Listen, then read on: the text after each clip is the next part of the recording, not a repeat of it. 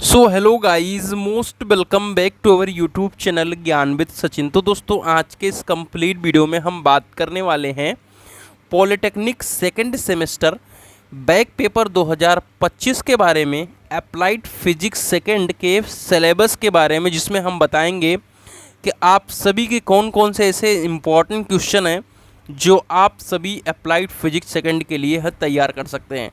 अब ये आप सभी के लिए ओल्ड वाले जितने भी बच्चे हैं और जितने भी न्यू वाले बच्चे हैं, ये दोनों के लिए वीडियो वैलिड है। मतलब अगर आप सोच रहे हो कि हम ओल्ड हैं यानी हम बैक नहीं दे रहे हैं तो क्या हमारे लिए इम्पोर्टेंट नहीं है, भाई ये ही क्वेश्चंस आप सभी के लिए भी आएंगे। क्यों? क्योंकि आपका भी सिलेबस लगभग सेम है, मतलब 90% सेम है। उसी दिन एग्ज़ाम है तो डेफिनेटली एग्जामिनर लगभग उसी क्वेश्चन को डालने की कोशिश करेगा। क्यों?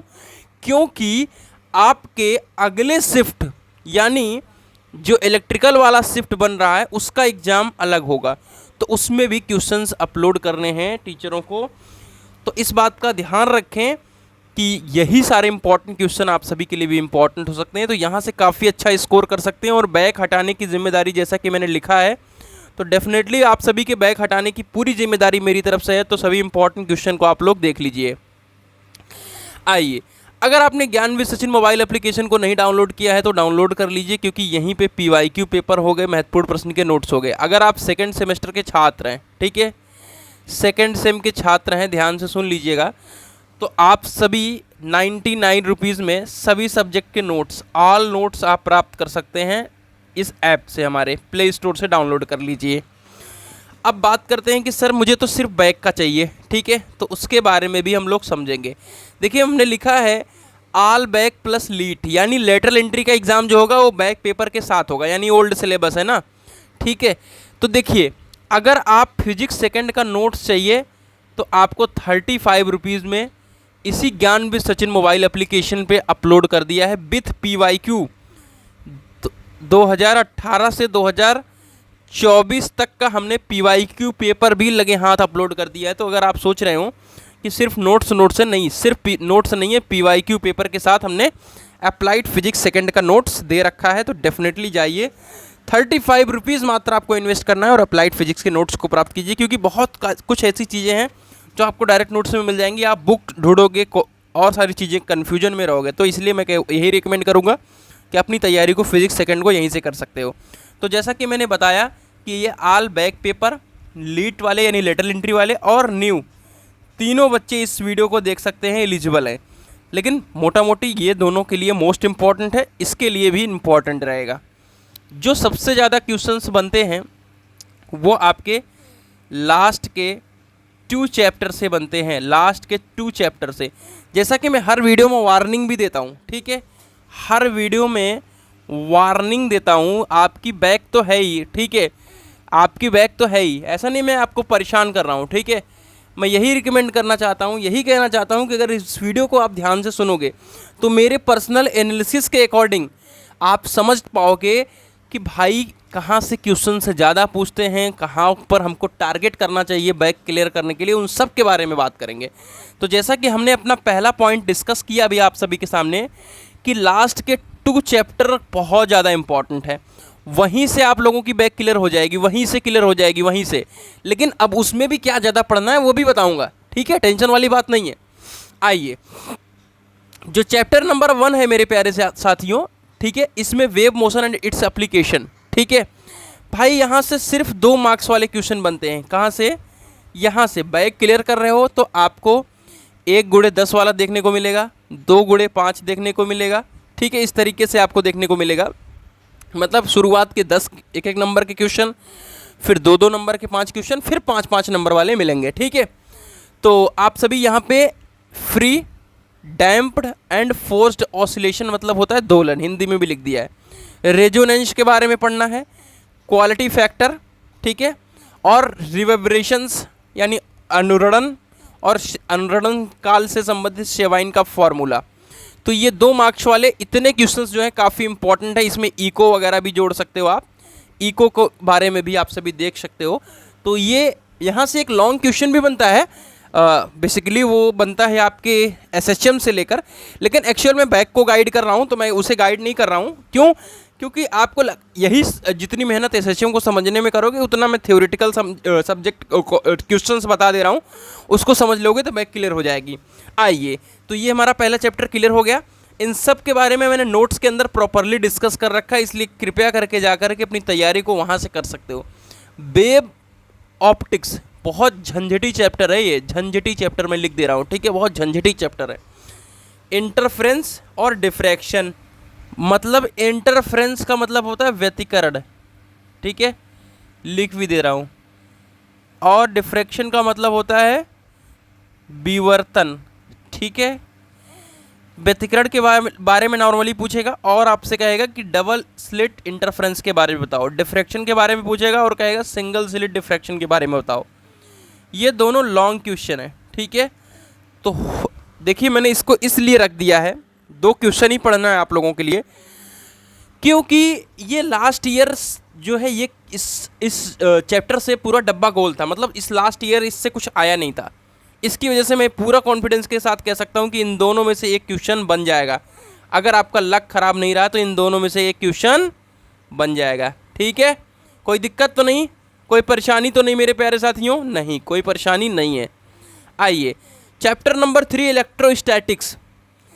अब मैं यही बताना चाहता हूँ कि एग्जामिनर जो बैठता है, जो यार कॉपी ये अपना बनाता हुआ है, पेपर बनाता है, अब इस गॉस से उसकी क्या दोस्ती है, क्या दुश्मनी, मतलब दोस्ती है, कितनी घनिष्ठ दोस्ती है, ऐसा कोई सब सेट नहीं है। मैं कह रहा हूँ, अगर आपको एनालिसिस नहीं है ना तो पेपर जब PYQ पेपर लोगे मेरा, ज्ञानवी सचिन ऐप पे जाओगे, देखोगे तो गॉस का नियम, यानी गॉस का नियम का डेरिवेशन कह सकते हो, लिख देता हूँ डेरिवेशन, नहीं तो आप सिर्फ डेरिवेशन नॉर्मली याद करके चले जाओ, नहीं इसका पूरा डेरिवेशन, ठीक है। 5 नंबर में 100% हर बार पूछा जा रहा है, लास्ट ईयर भी पूछा गया है, तो मैं ये नहीं कह रहा हूँ कि आ जाएगा, लेकिन मैं कह सकता हूँ कि ये 100% आ सकता है, इसमें कोई भी दो राय नहीं, क्योंकि कभी छोड़ा ही नहीं इसे, तो वो फिर से दे सकता है, इसमें कोई दिक्कत वाली बात नहीं है।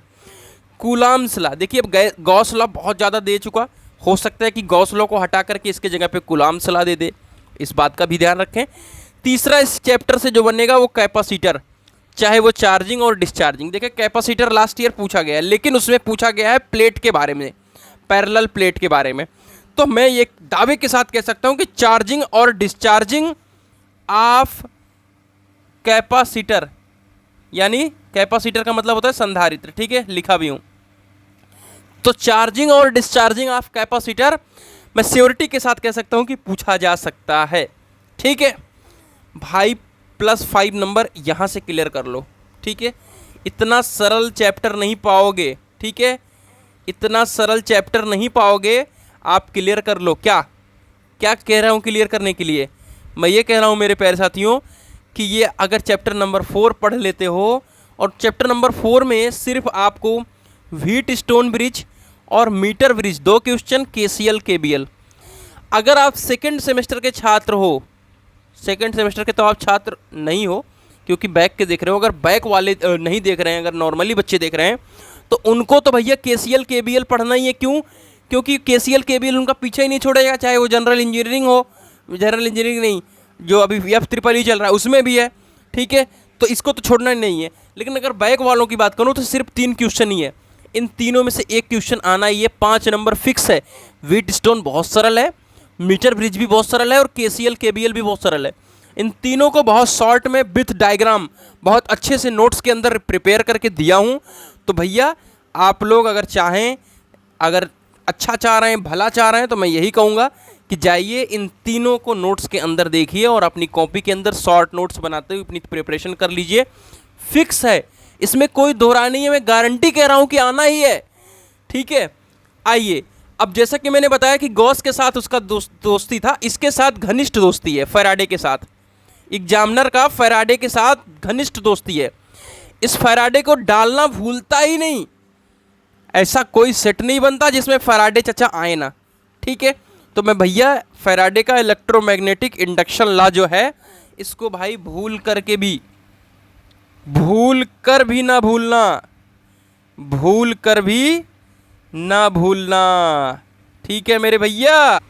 भूलने की बात पे तो हमें एक शायरी सी याद आ रही है, ठहरी सिकंदर का मुकद्दर नहीं मिला, दर छोड़ दिया फिर कोई दर नहीं मिला, हर रोज़ सोचते थे कि हम लौट जाएंगे, लौटे तो अपने घर में अपना घर नहीं मिला।